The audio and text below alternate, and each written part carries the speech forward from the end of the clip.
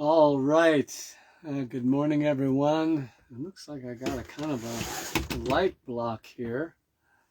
Yeah. All right. So this is Jim Moore, and we are continuing on. This is the fifth in the series of our story, my story, and the Salem House of Prayer, and all that. And this will be the last one. Okay. So this number 5.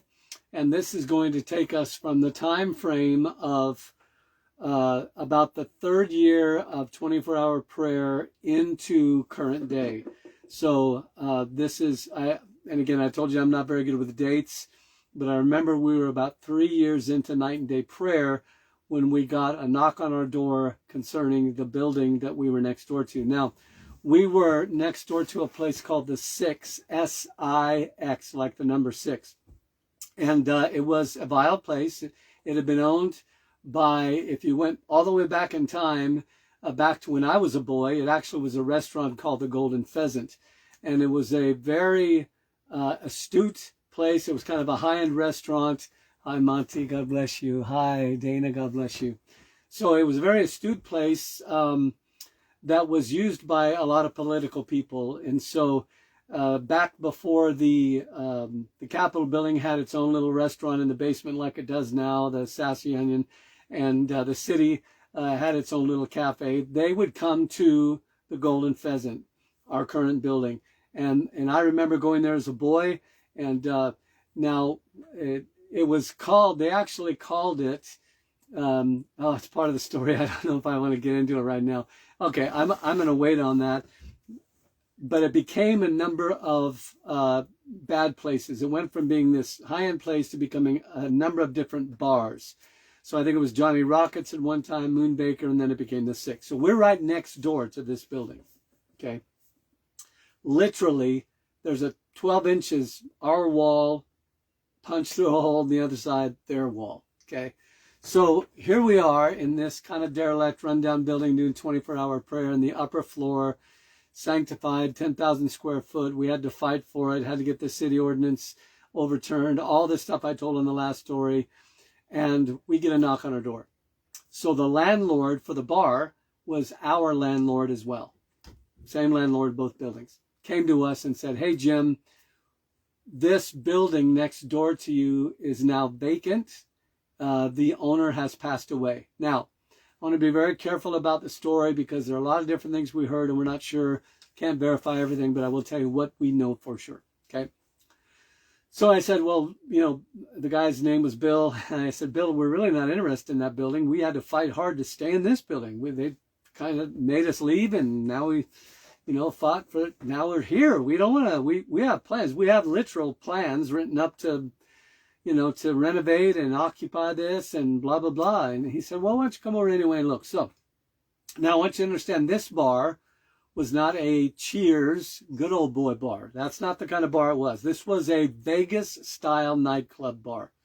So if you were to walk in at any given time, there were strobe lights, black lights, loud music. They actually had put speakers underneath the floor to shake the floor. I mean, it was wild.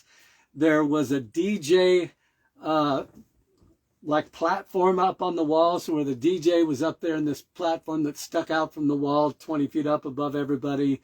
There were these fake, they looked like ice cream cone things, really big, 10-foot tall cones with like fake fire and red lights coming out. It was bizarre. Actually, it was really crazy. So here we are on the other side of the wall while this is going on. And every night there was a limousine out front, right next to us, literally right next door. There was a limousine, there was a cop car, there was an ambulance, there was a line of people down the sidewalk. You see that on the TV shows where you've got some happening nightclub and there's a line of people waiting to get in because it's packed out and you got the big burly bouncer guy standing out there. That's all of that was true, right next door to the house of prayer. Now, we didn't actually know that when we moved in, but anyway, it was. And what those places tend to lend themselves to is debauchery.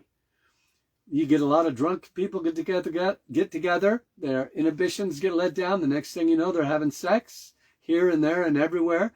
You get a lot of drugs. After we had had occupied the building. I had an old friend of mine, actually it was the son of a friend of mine, come up to me, and we're trying to renovate the bar area. And he comes up and he's weeping at the bar, and I looked at him and I said, Glenn, what's happening? Why are you crying? And he pointed to the bathroom and he said, that I used to do lines of coke in that bathroom right back there. And I said, well, why does that make you cry? And he said, because if God, he was still an addict.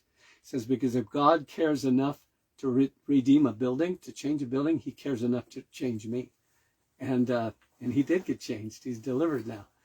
And so, you know, you hear these old stories about the preacher or somebody goes into some bar and they stand up on the table and they preach and everybody in the bar gets saved and they turn it into a church. That's exactly what happened in this building.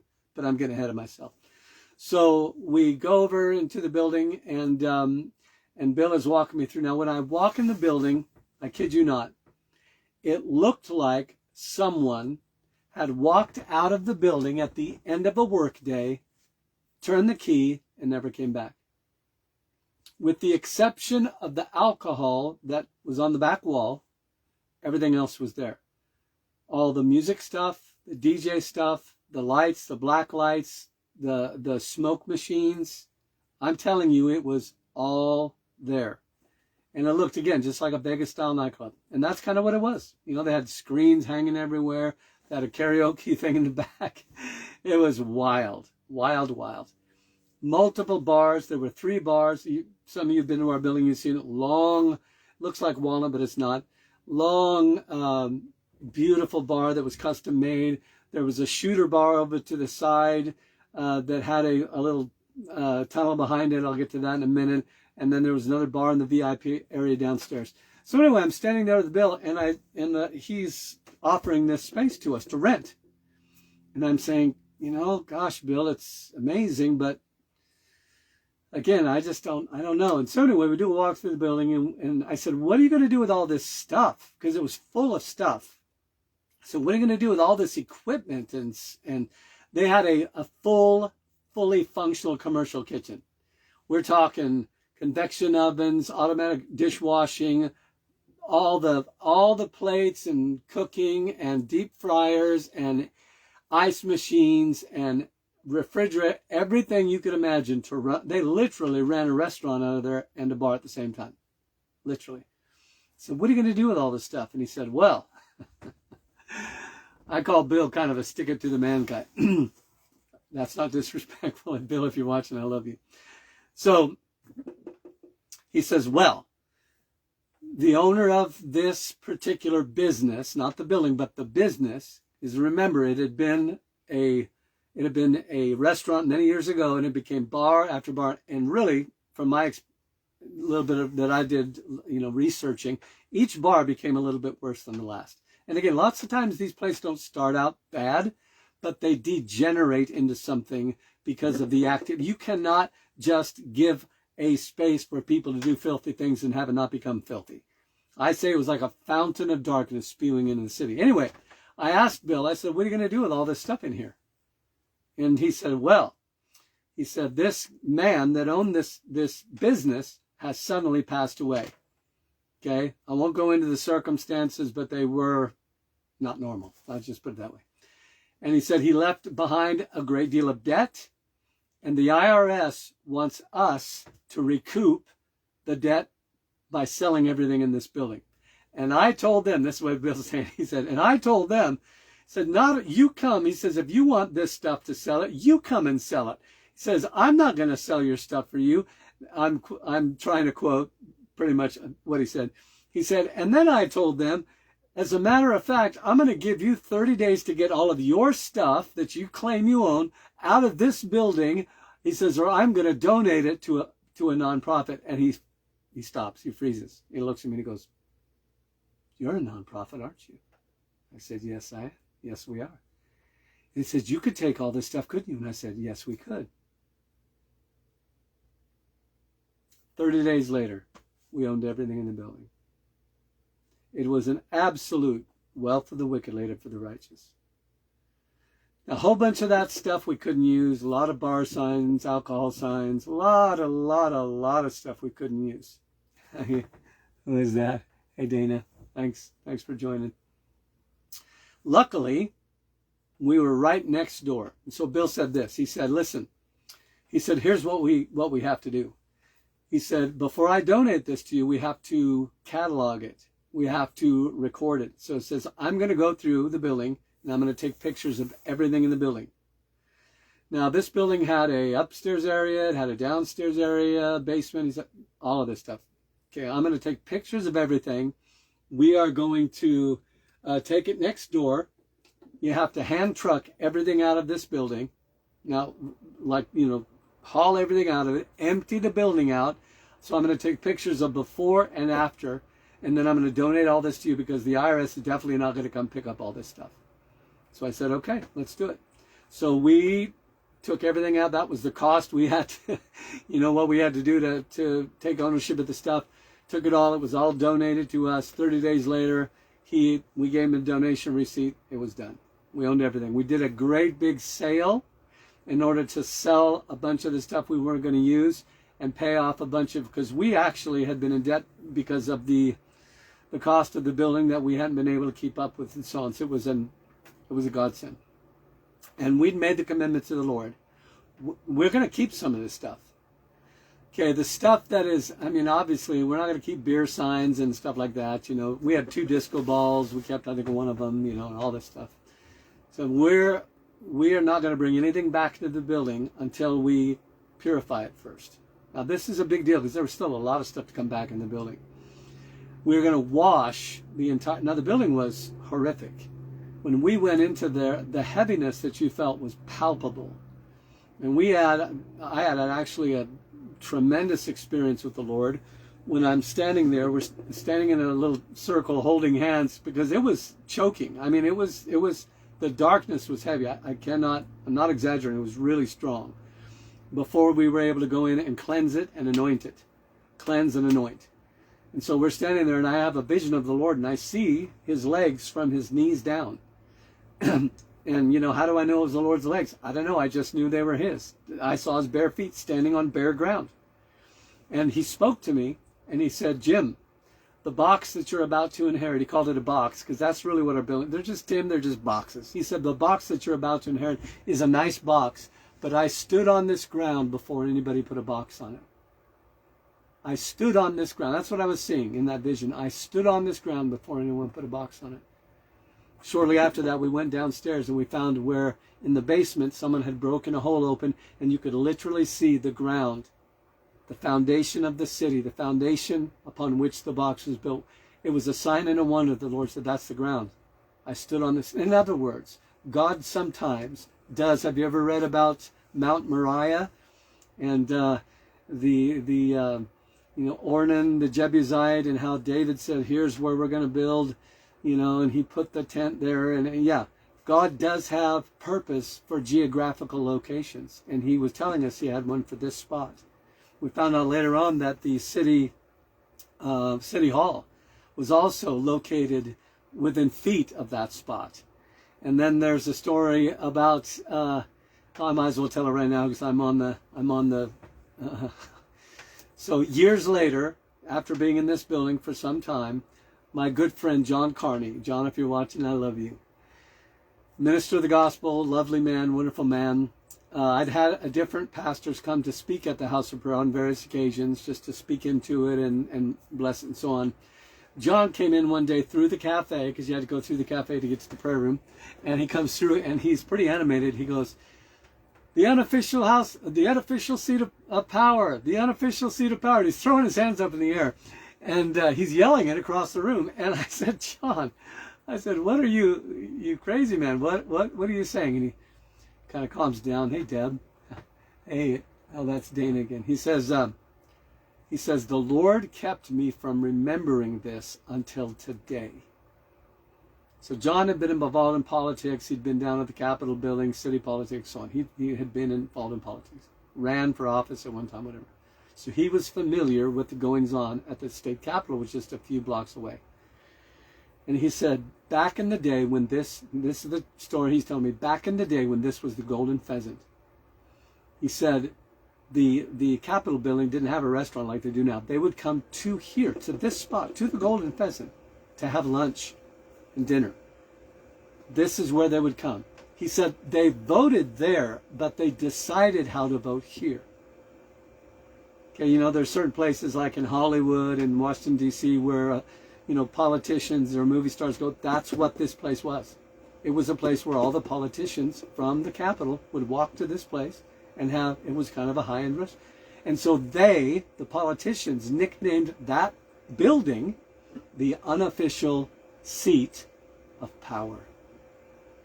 That's what they called it, the unofficial seat of power. That's not an accident. God says, I stood on this ground. Jesus said, I stood on this ground before anybody put a box on it. They recognized it as, in the natural legislative system, the unofficial seat of power. Because it didn't really matter that they voted in the building, because they decided in their little, at the table over a meal, how they were going to vote. And then it was just a question of going, that's a picture of what we do when we pray. We come into the courtrooms of heaven. We legislate before the King of all kings, the ruler of all rulers. We agree with his heart about what needs to happen. Within his counsel, we pray, we declare, we're in agreement, and then he gets it done. The unofficial seat of power. Now that's phenomenal. And again, like I said before, you can't make this stuff up. So, those were some of the ways that God let us know it is not an accident you're in this building. It matters that you're here. Okay, so let me back up now. We're just starting. We're coming in. We're sanctifying the place. We're washing it with bleach water. Because so much darkness had happened there. We took out they were actually dumpsters, but let's call them like a dump truck. It was about the size of a dump truck load of garbage. You know, when people are bound in darkness, you've probably seen this with people who have addictions and so on, they don't care too much about keeping things neat and tidy. So that place was filthy. The alcohol, pardon me, I don't mean to be gross, but the vomit, you know, God only knows the stuff that went on in that building. Okay, and I'm about to tell you some that did go on in that building. So we told the Lord, we won't bring anything back into this building until we've washed it first, and we've washed the inside of this entire building. So we spent months cleaning that building out. Months, literally. Thousands of man-hours simply washing down from ceiling to floor the entire building. And then we did that with some of the chairs. The whiskey glasses, we kept those. We kept a number of things that were not wicked in themselves. We're not going to keep wicked posters and, you know, stuff like that, or stuff that we didn't know that we would use. But we wanted people to see what it used to be and what it now was. We had meetings where different groups would come in, ladies' prayer meetings and senior citizens and young people groups and stuff, and we would pull out the glasses and fill them with water and stuff, and we'd say, you see those glasses you're holding right now? We'd tell them the story of the building. We'd say, you see those glasses you're holding right now? People used to drink whiskey out of those. This is a story of redemption. When we finally did open the cafe area to be used as a cafe, the paper, the Salem Statesman paper, wrote an article called Redeeming Spaces. It was like a 3/4 page article. Favorable article. Yay. Amen. Talking about how that this space was once a place of darkness and had been redeemed for life. It was a testimony to the city of what God had done. You don't just erase those testimonies. They're written in heaven. Okay? So we gradually started bringing everything back in the room. Those of you who visited the House of Prayer know that there are two primary components to it. The cafe area and then the prayer room area. So we got in there and we started making discoveries. The prayer room area, I just want to say this up front, the prayer room area, if you've been there or seen it online, did not at all exist. In place of the prayer room, I know it's hard to visualize, but there was nothing but a hallway. Okay, we went through the building and we'd agreed to go in, and I talked to the landlord and I said, so Bill, we cannot pray in the restaurant area forever. Okay, we need a prayer room. We want to use the restaurant as a cafe, but we want the prayer room. We want to have a place for the prayer room. And he said, no problem. He says, he took me down this hallway. And he said, see this hallway that goes all the way to the back alley? If you break out this wall on the right-hand side, it'll open up to a cavernous space, and that can be your prayer room. So we did. So anyway, back up. So we went in. We put everything in there. We said, okay, what's the first thing we're going to do? Well, guess what the first thing was? We're going to pray. We were doing 24-hour prayer for about 3 years. We said, we're not going to stop 24-hour prayer to do this. We're going to do it while we're praying. Okay, which was a Herculean effort. So we came in, and the space that now is the cafe is, it's got the cafe area, and then it's got a little bit of an elevated space. That was the dance floor. And again, you can actually find this online. I'm not going to tell you where, but you can probably find it. Okay, that dance floor area became the prayer room. We put up a curtain that divided, so at the end of the bar, all the cafe space from the dance floor area where the disc or the all that stuff was. We put up like a 12-foot, because the ceiling's high. Sorry, I'm losing track. We put up a curtain. Okay, the curtain separated, so we just kept on doing night and day prayer right there in that space. And we draw the curtain to try to create some little bit of sacred space feeling. And people would come in and they say, hey, what are you doing with the bar? What are you doing with the bar? And we'd tell them. And they'd be stunned and amazed. One of the first things that we found out while doing this, while cleaning and praying at the same time, this process of cleaning, and because even though we cleaned it, there was still, I mean, it was just, like a never-ending job to convert this house. And one of the things we found behind one of the bars, we called it the shooter bar. It's a little half-circle bar. We found a space, a crawl space. We call it a tunnel. It's a crawl space that they had made that went into an area and dropped into a downstairs area where there was a hidden room. Now, some people say they knew about the room. Some people say they didn't. I will tell you what we found.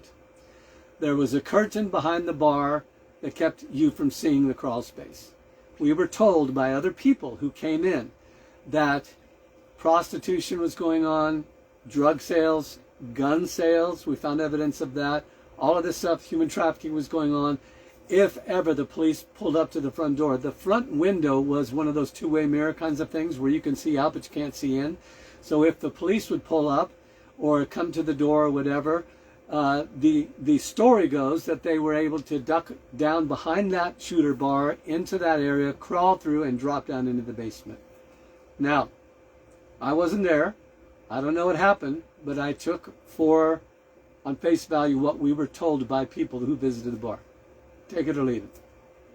Now, when we went through that tunnel, which, yes, I did, we did find paraphernalia, we found crack pipe, we found different things that was obviously beer cans, that people had been through there. So it was obvious that people had been through there.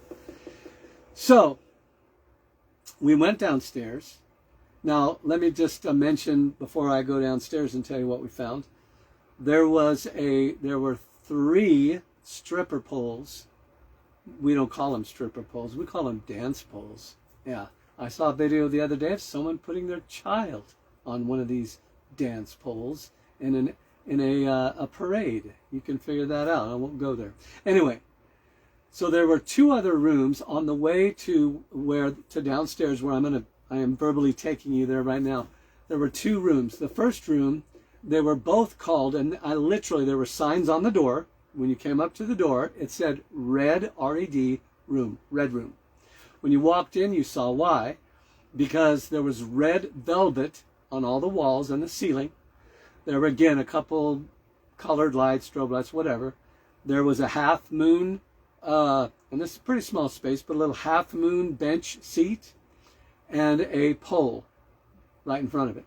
Now, doesn't take too much to figure out what these rooms were used for. You paid someone, I don't know, $100, $200, whatever, and we had one of the young ladies who was prostituted out of this building come and tell us, oh yeah, I used to work up in the red room. I used to do private parties, dances, stripping, whatever, up in the red room. Okay, so I don't want to get into gory details, but so the red room was a place that you would rent they called it a privacy room.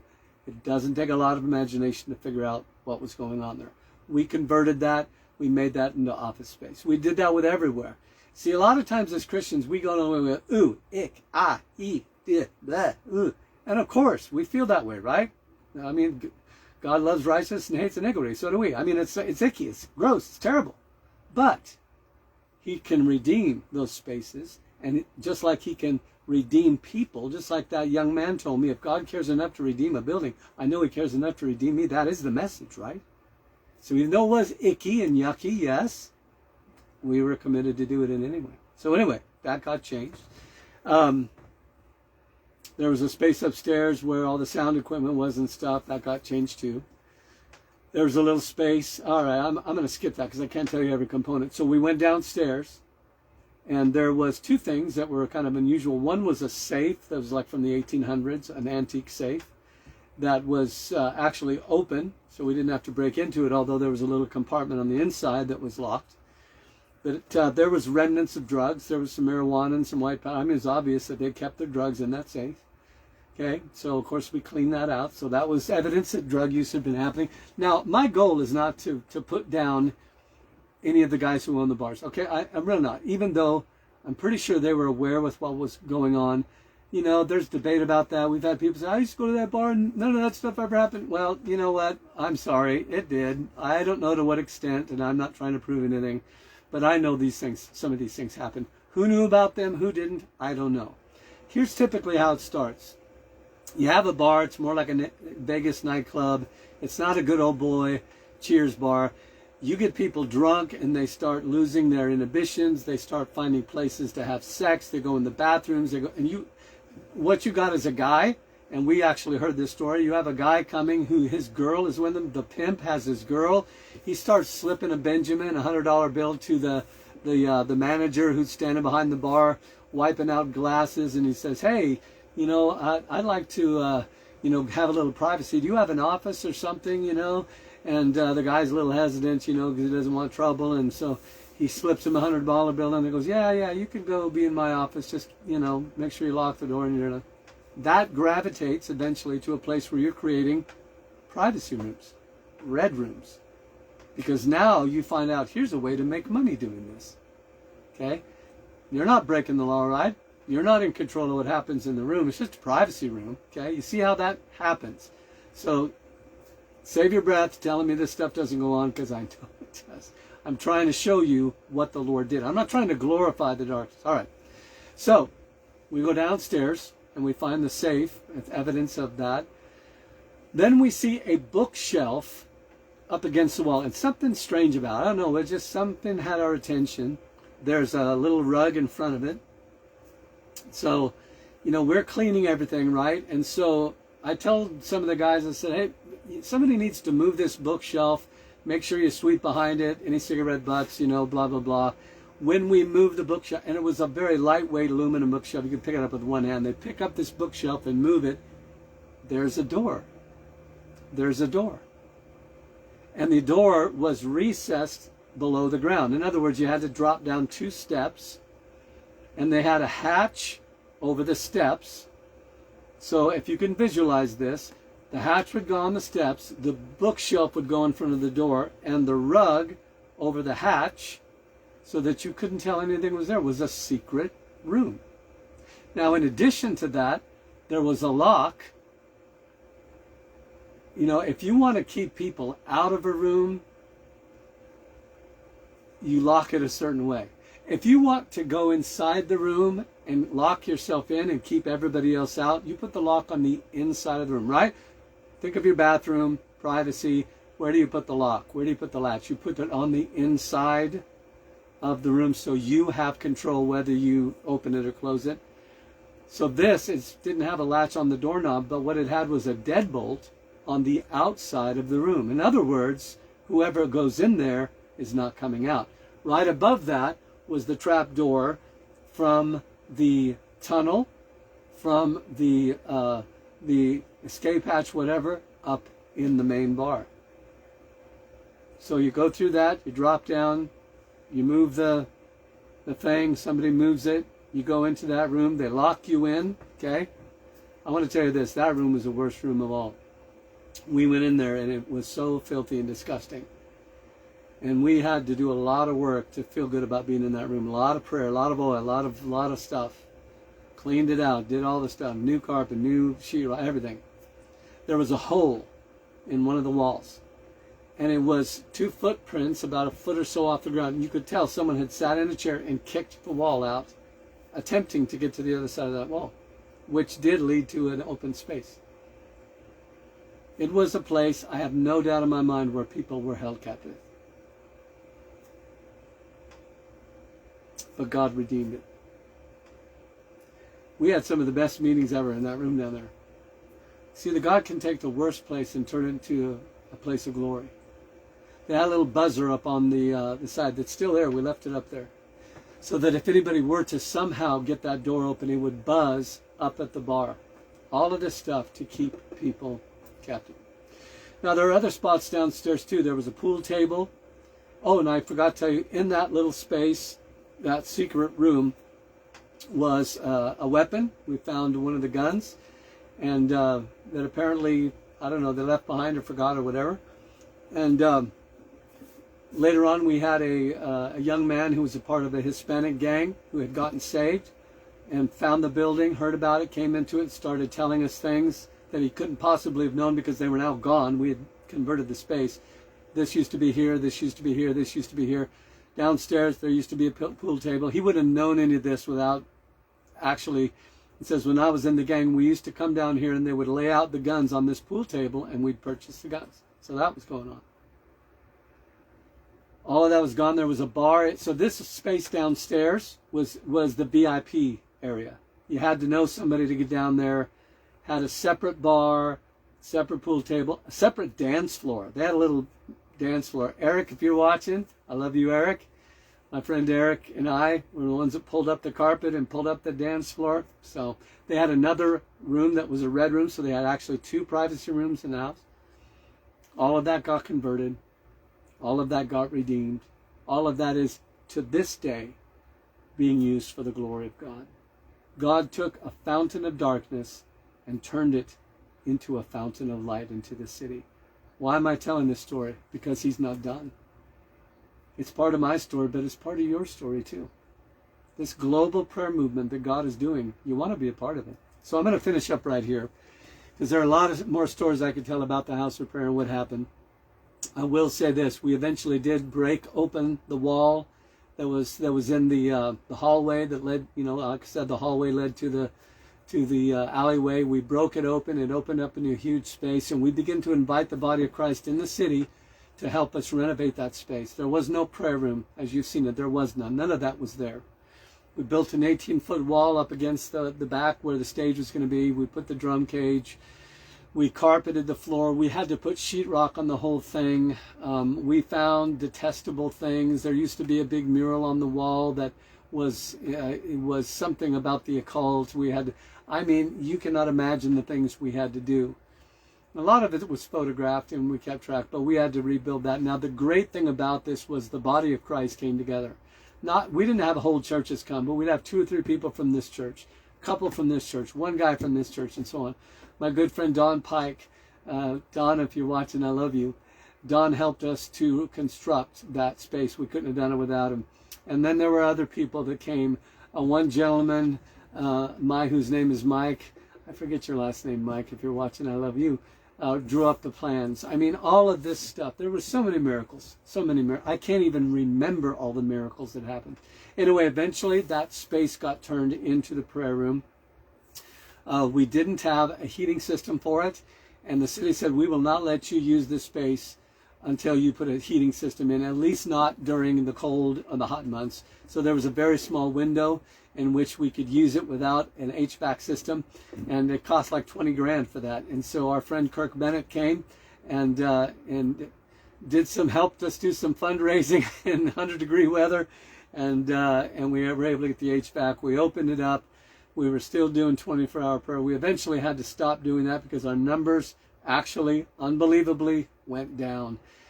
People pray for a while and then they don't, and I'm not blaming anybody. It's just the way it happens. So we've been in that building for, 8 years, I think now, something like that. God's not done with it. Things are always changing. The prayer movement goes on. God's blessing is on it. I'm trying to remember if there's anything else super significant. There are a lot of things, but I just don't really have time to go through all of them. But a lot of things have happened. We've had internships, we've had pastors, we've had the mayor, we've had leaders of the city come out. one of the most wealthy men in town came into the building and wept as we walked him through the building, and he understood what the Lord did there. It's not just a story about a building, but it is a story about God redeeming. Oh, I do remember the last thing I'll tell you, and then this will be the end right here, I think. I'll tell you real quick the testimony of one particular woman whose name was Sarah. So before we were in the prayer room, we were just finishing the prayer room up, which, by the way, once we dedicated that prayer room, remember the story when they dedicated Solomon's temple and the glory was so heavy that they couldn't stand? We had a similar experience to that. Once we dedicated that room, we had put dust from the Temple Mount and dust from the city of David, where David purportedly had put the Ark of the Covenant, where they did 24-hour prayer for 33 years. We took some of the dirt and we put it under our carpet. So once we dedicated that space, we had a moment in time, a day, a couple of days, whatever, where the glory of the Lord was unlike anything I've ever felt. Anyway, before that, we're still in the cafe area, the bar area, and we are in that space on the raised up dance floor area where we were still doing 24-hour prayer. My friend Steve Suing, Steve, couldn't have done it without you. I love you. Steve was on the platform, and I have a story about Steve that I can't tell you because it takes so much time, but there's some stories there. But anyway, he and I are singing about human trafficking.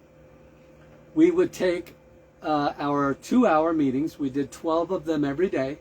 We'd take a 2-hour meeting and we'd develop a theme, and then we would sing and pray sing about that theme. Steve had been doing it for quite a while. I joined him that day. I'm sitting up there on the stage looking out towards Liberty Street, looking out towards the entrance. 3 women walk in. 2 of them were like a ministry to human trafficking, women who had been human trafficked and they had escaped. One of them was the victim herself. Her name was Sarah. I'm not going to tell every detail, but they come in. Sarah had already made a commitment to the Lord, but was struggling severely because of the trauma that she had went through. And the short story is this: she had worked at a store in Portland, and she had started dating a very large African-American man. And she thought she was in love. He was telling her all the right things and nice things. She started to figure out that he was grooming her for prostitution. When she cut it off, he literally, according to her story, he literally came in and physically drug her out of her place of work. And of course, he's a big man, and so everybody was panicking and calling 911, but nobody felt brave enough to make him stop. He abducted her and put her into human trafficking for 4 years. For 4 years. Her testimony was, I was his prisoner for 4 years. Okay? Didn't start out wanting to be a prostitute, nothing like that. There are true victims. Anyway, this is her. She walks in the prayer room. She's doing this look that I have seen many times from people when they walk in. Eyes up, looking around, wondering. And so she told us later on, said, I felt familiar. So I walked in and I'm like, I know this place. The 2 women that brought her said, we're going to take you to a house of prayer. This victim of human trafficking who'd been rescued, who was now free from her captor, we're going to take you to a house of prayer. She's like, whatever, okay. So they come. She's like, okay, I'm in this house of prayer, but why does this feel so familiar to me? Well, human trafficking, a large percentage of it in our state, and let's just talk about Oregon, because it happens everywhere, but we don't think it happens near us, right? Well, it was happening right in the city of Salem. Anyway, they traffic up and down the I-5 corridor, as well as other places. But we learned from her and other people, they would transport us from place to place up and down the I-5 corridor, different bars, nail salons, okay, different bars, truck stops, different places, things you wouldn't expect. We would be, they would take us to a spot, they would traffic us, get their money, we'd go on to the next spot. That place was one of the places that Sarah was trafficked in. She didn't realize it right at first, okay.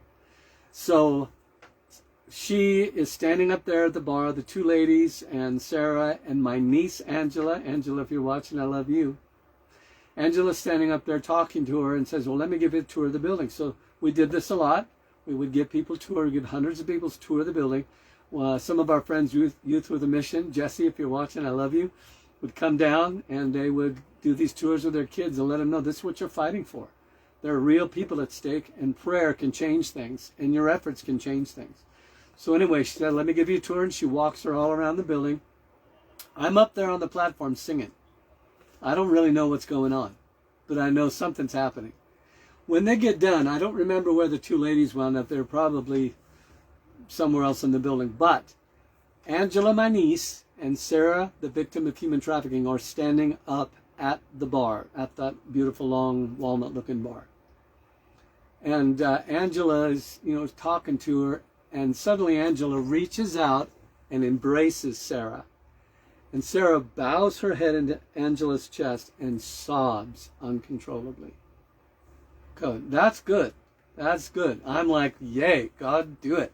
Okay. Later on, this is what I heard happen.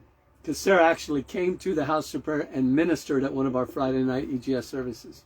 Okay, I didn't know any of the story, but she tells the story about how she was abducted, how she was brought to the house of prayer. She said, these two ladies were trying to help me. They didn't know this, but I'd given up already. I was so broken and full of shame and regret and demonic oppression at the lifestyle I had lived the last 4 years. Even though unwilling, I blamed myself and everything. I was about to commit suicide. That was her testimony. I was going to kill myself. Now, I've been told, when lots of people say, I'm going to kill myself, lots of people talk about it, but they don't really want to do that. They're just desperate, okay? And you don't minimize it, you treat it seriously, but she says the danger, I've been told, the danger is when they make a plan. And I sure hope nobody actually takes this and does this, God forbid, but I need to tell the story. When they make a plan, when they write up a will, when they give away their pets, when they quit their job, when they do whatever, all of this stuff, they are planning to do. In other words, when they make all the provision for it and they set a date, they are more than likely going to do it. And Sarah told us she had come, that was on, I believe, a Friday or a Saturday. She said, I had planned that, I think it was Monday, I could get that wrong. I had planned on that day to take my life. I was going to come to the city of Salem. I was going to take my life. When Angela reached out and hugged me, that broke off of me. Not even a prayer, just a hug. This is Sarah talking. She said, when Angela reached out and hugged me, it broke that thing off of me, and I had no more desire to take my life. And from that day forward, she said, everything changed for me. Everything shifted. Because obviously, she realized, she was the one that told us, hey, that room up there is called the Red Room. We'd already taken the sign off the door. And here's what I used to do in that room, and this down here. And so she obviously had been trafficked through that place and understood this is one. So she's saying, like, God brought me back to the place I had been trafficked and showed me how he had redeemed this building and delivered me from the thoughts to kill myself. In other words, he gave me hope. He helped me understand. Friend, I'm going to end with this. There's more stories to tell, but I need to stop. I'm going to end with this. Don't you ever minimize. Don't you ever minimize the importance of prayer. Satan will spend his whole life trying to talk you out of prayer. This is why it's hard to get people to come to the prayer room. It's hard to get people to sign up and stay faithful. It's hard for you to go to your own prayer closet every day. He knows what it'll do. If I could tell you the stories about prayer, dramatic prayer, maybe I'll tell them again one of these days. Thanks, Donna. Or Dana, God bless you. Cassandra, don't minimize it. It doesn't matter if you feel it, and it doesn't matter if you see immediate results. God is always watching. He is always recording it. If a cup of cold water will not lose its reward, how much more something as important as prayer? Don't you minimize. The reason God is raising up a global prayer movement in a city near you is because he wants to respond to those things and bring revival and renewal to the planet before he has to say, we're done. And he returns in the clouds as he promised he would. All right, guys, this is the end of program number 5. I hope you enjoyed those. I will not be on tomorrow, Friday, because I have to be in another city with our puppy dog, and then Saturday and Sunday, so I won't see you again until Monday. This will give you time. If you did not get to listen to all these, you can go back and listen to them and get fully involved and informed about the great thing and what they did. Some of you who are on the program have actually been a part of our story, and I may not have mentioned you, Cassandra. I remember. God did so many wonderful things, and there's so many people that we have loved and have loved us too. So anyway, thank you guys for taking the time to listen, and if you think someone would benefit from these, please feel free to share them. So we love you, and if we don't see you or hear from you before, we will talk to you by Monday. God bless you, and give yourself permission to have a great day.